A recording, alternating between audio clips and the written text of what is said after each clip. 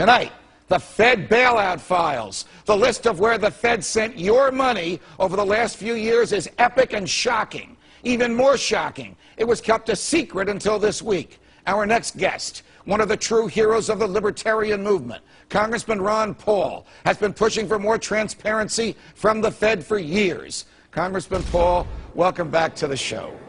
You have been calling for transparency from the Fed for many, many years. You were ridiculed, you were criticized, you were even marginalized. Now you're proved correct. What happened in the past week that made your prophecy, your prediction about what the Fed was probably doing, apparent to everybody? Well, we did get a little bit of the audit language passed. It isn't a true audit, but the Fed was asked to release some of the information on who got the bailouts and who got the guarantees, and there was a very great amount that they got involved in.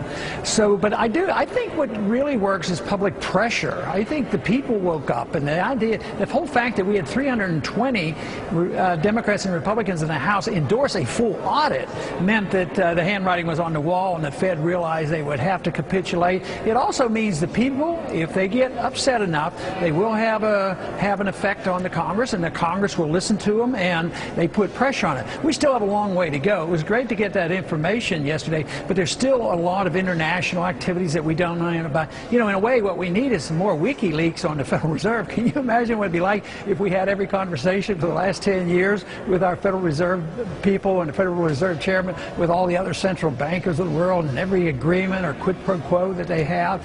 I mean, it would be massive. The people would be so outraged. But I think the people are going to be more outraged already on what they're seeing, because it hurts the people. At the same time, it helps the special interests. All right, when the Federal Reserve gives money to the Central Bank of South Korea, or to the Bank of London, or to Societe Generale in Paris, or to a bank in Germany, does it actually give cash, or does it sort of use funny money just by adding zeros to an account somewhere on a ledger sheet?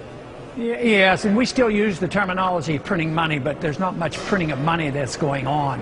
It's a computerized expansion of the credit. But you know, as bad as it is dealing and bailing out their friends, just think of what this means when it comes to the Congress's responsibility of authorizing and appropriating funds and directing these funds. This is all secret, off budget, right, and no wonder they didn't want us to see. So it's the atrocious nature of the fact that the Fed is a government unto itself, and they can make loans to